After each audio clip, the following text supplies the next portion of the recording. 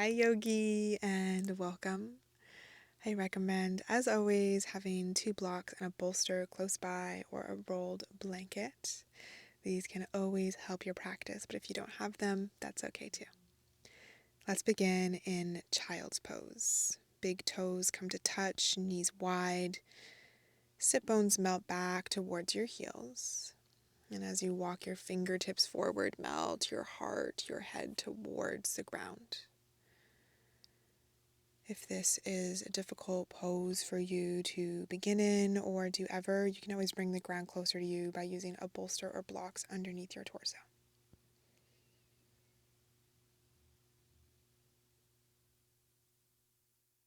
This yin yoga for your back is exceptionally important, and you're certainly not the only one craving a practice like this, as the number one reason why people come to yoga is for back pain. So as you move through this practice, I encourage you to draw your breath into where you feel the sensations the most to help you loosen and open. For many poses in this practice, it's most likely into your low back. So try it out with me on your next inhale. Imagine two balloons blooming into your low back. Breathe space.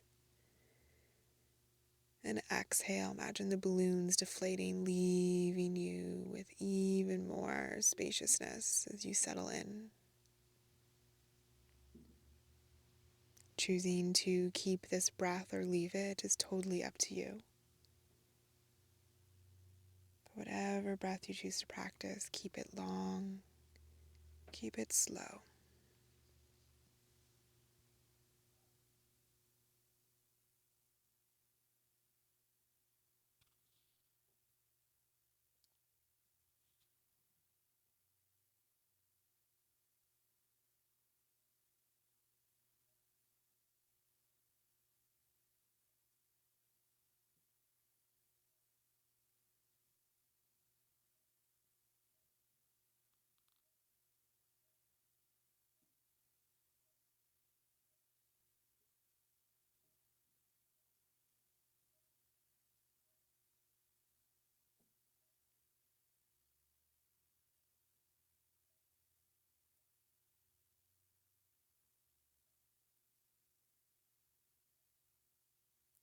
Take about 5 more breaths here. Notice if you're holding on at all or if your body has released some tension and given you a bit more room to float deeper into this pose.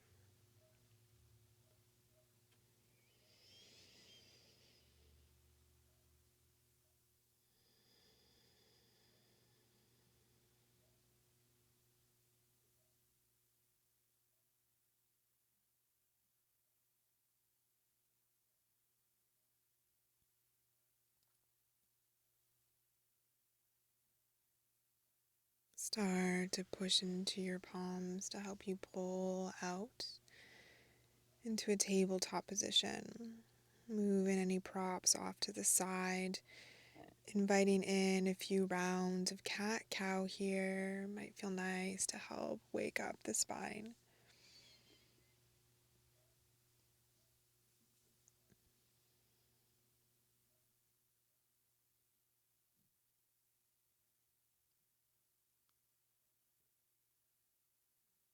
And release your elbows towards the mat, walking your legs long behind you so the front of your hips come to meet the ground as well into Sphinx pose. Especially for the low back, I recommend widening your legs towards the bottom corners of your mat and then giving your hips a little bit of a gentle rock from side to side to release any tension here.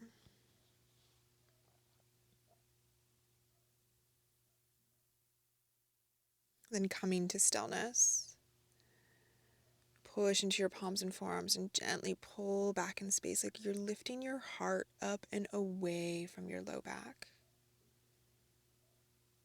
An option to stay like this, lengthening through the back of the neck by ever so slightly tucking the chin in, or using a block on its highest setting, resting your forehead onto the block, angling it towards you to release any holding in the neck whatsoever.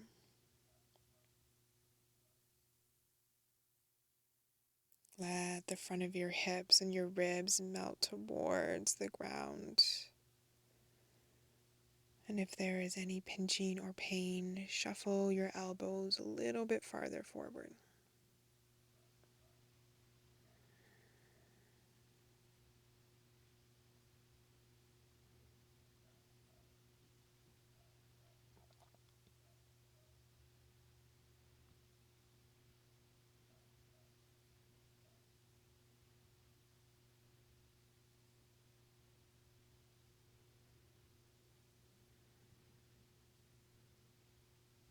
Again, use your breath as a tool to help you find more relaxation. Bring back the visual of the balloon inflating and deflating where you feel the stretch the most.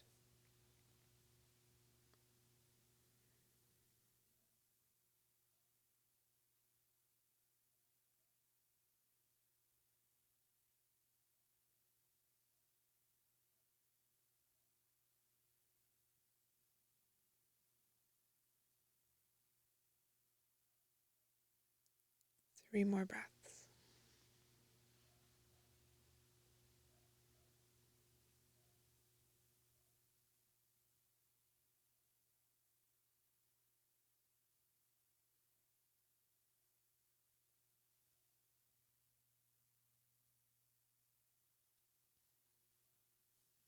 Release the block from under your head if you are using one. Elbows come wide, stack your palms, rest your forehead to the back of your hands. Draw your heels in towards your bum and let your legs windshield wiper from side to side. Pay attention to what's happening in the low back here. And if it doesn't feel great, just keep your legs extended long. You know what's happening best in your body.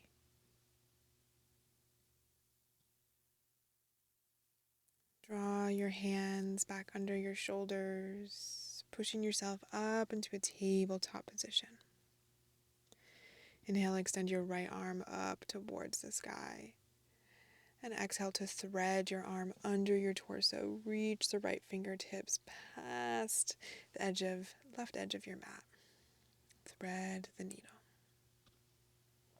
You can use your left palm here, drawing it slightly away from your face and pressing into the ground to really help you get into the upper back now. Almost like you're rocking or leaning back on your right shoulder, trying to open your heart.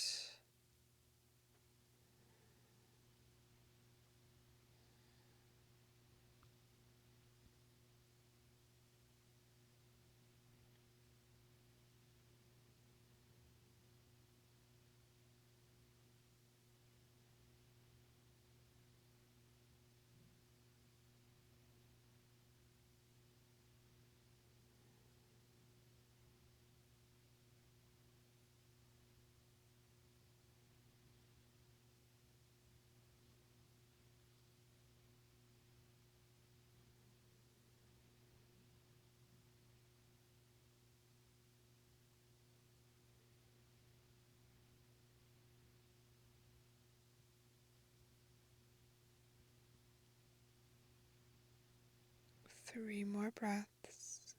Keep them full. Keep them long.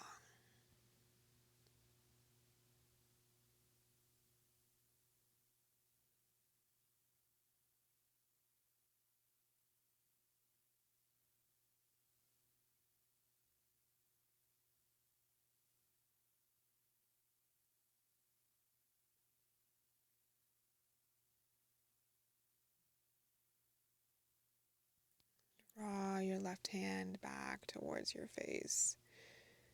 And inhale to unfurl, reaching your right arm back up to the sky, maybe making a few circles with the right wrist. And both hands come back down to the mat. Be mindful to keep your hips stacked over your knees here. This part of your body's frozen. and walk your hands forward so that your chest and your forehead begin to melt towards the ground into melting heart. Now, if your chest doesn't touch down, that's okay. You are allowed to float here, or to make it more comfortable, you may wish to bring a block under chest and or forehead. Bring the ground towards you. Any pain in the shoulders, bend into one elbow, bringing the palm or the back of your hand under your forehead. And then switching arms whenever you feel like you need to.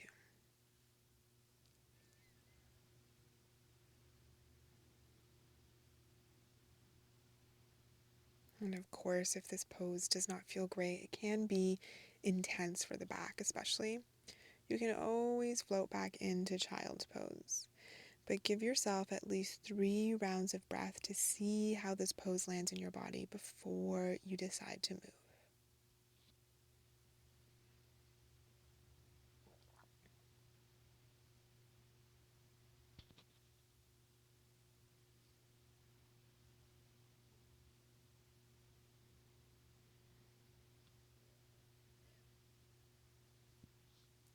Soften through the soles of your feet.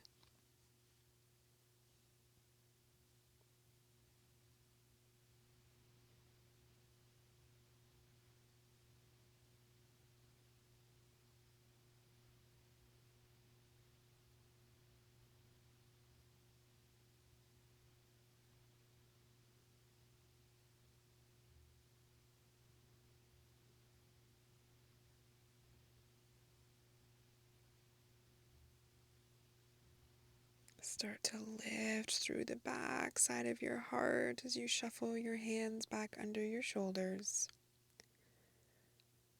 Option to press back into a downward dog and take your dog for a walk as you pedal the legs. Or maybe you try to draw your heels towards the ground to really lengthen the hamstrings, the backs of the legs as a counter pose.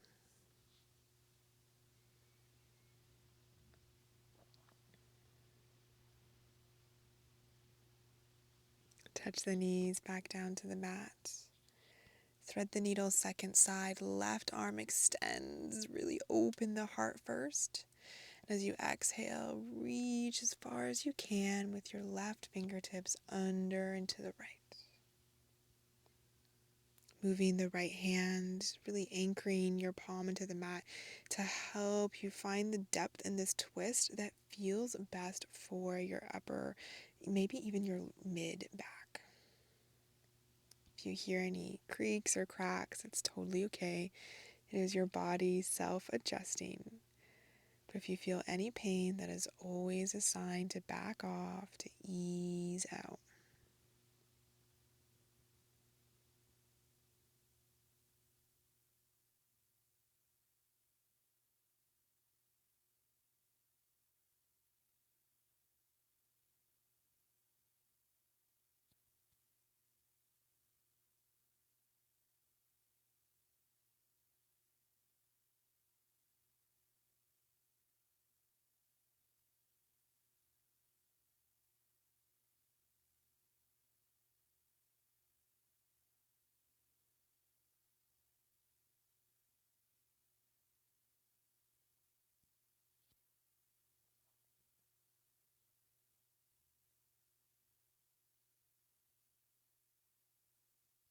Even as you twist, can you keep the breath full?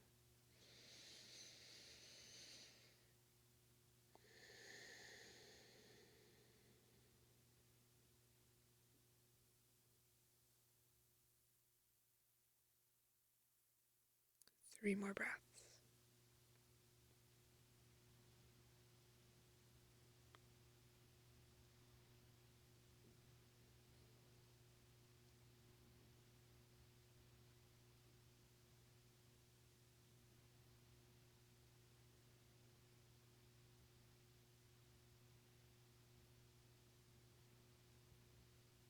Push into your right palm to help you lift up and out, untwisting the spine. Left arm reaches, taking circles with the wrists, waking the body back up.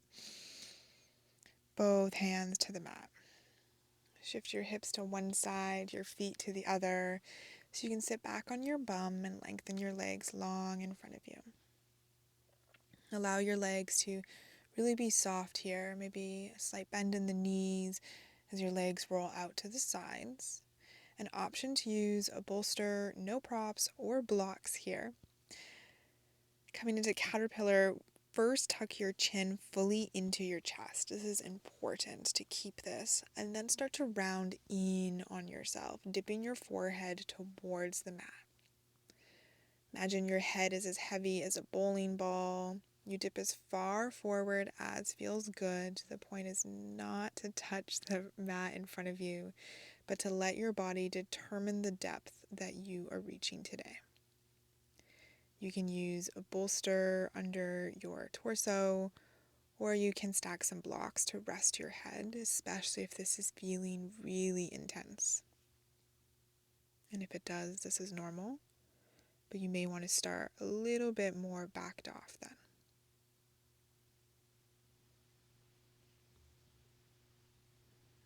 And as you hold here, you may notice a sensation that could start in the neck and travel down the spine over time.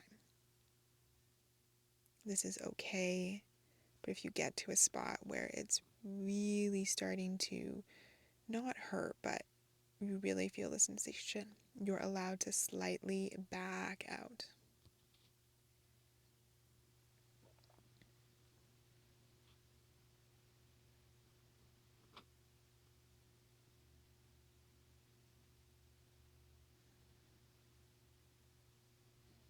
And it's in a pose like this in caterpillar where it becomes very obvious where you may hold the most tension in your spine and along your back. And this is nothing to judge, but simply to notice.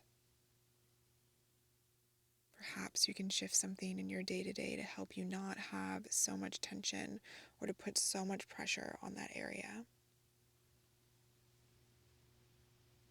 And what an opportunity do you have here now in the stillness to notice, to really listen.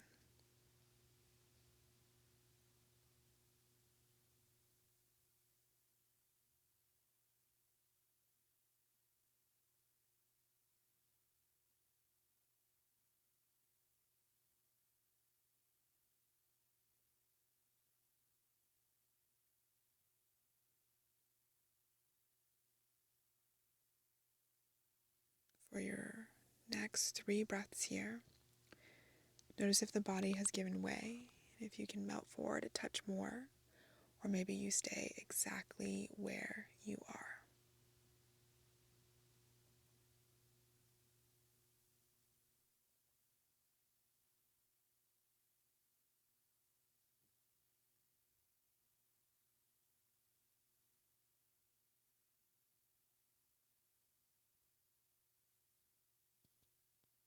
Use your palms into the mat, keeping your chin tucked in to help you walk back upright, doing so very slowly. Stiffness is okay as you come back upright. And pause once your shoulders and head are restacked over hips. You may notice some tingling or some energy floating around the spine, a warmth perhaps.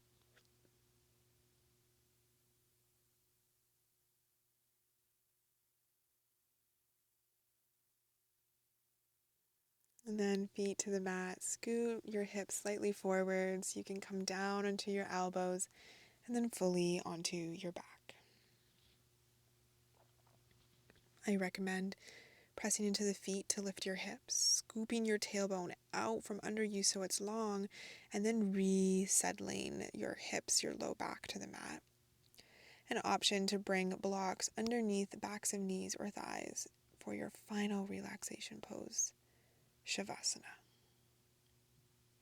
And of course, if Shavasana doesn't feel great for your back, you can bring soles of feet to the mat, feet walk wide, and knees knock in into constructive rest. This is very supportive for the spine.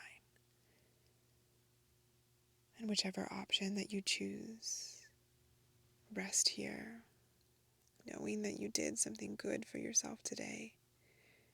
You listened, you were paying attention to your own body's sensations. You'll be able to walk away from this practice, standing a little bit taller, perhaps being a little bit less sore, and knowing that you were there, you were here for yourself today.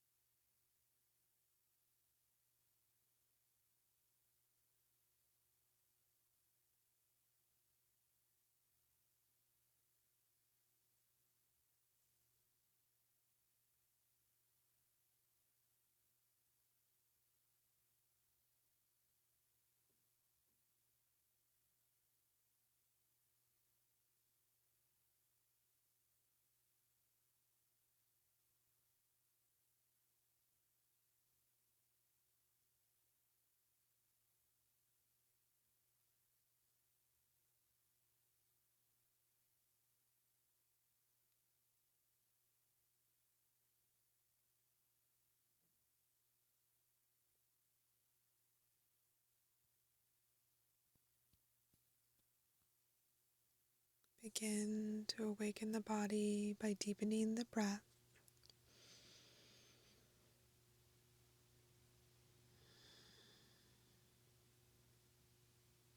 Invite movement into the fingers and the toes, the ankles and the wrists.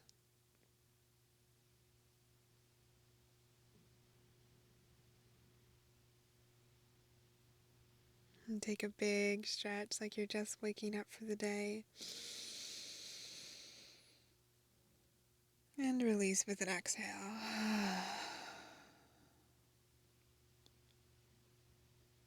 Hug your knees in towards your chest. Maybe a little rock here from side to side. Feels nourishing.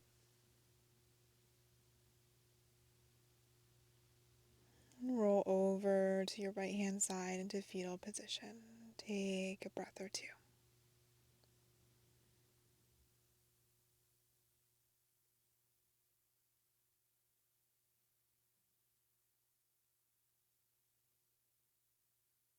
Take your time as you push yourself up into a comfortable seat. And we'll meet with our hands in prayer at our heart centers. Bow your head so your third eye meets your fingertips. And thank yourself for showing up on the mat today, for doing this act of self-love for your mind, body, and your soul. Bring your head back up. May you feel kind words. May you speak kind words. May you think kind words. Together, we bow forward and say thank you.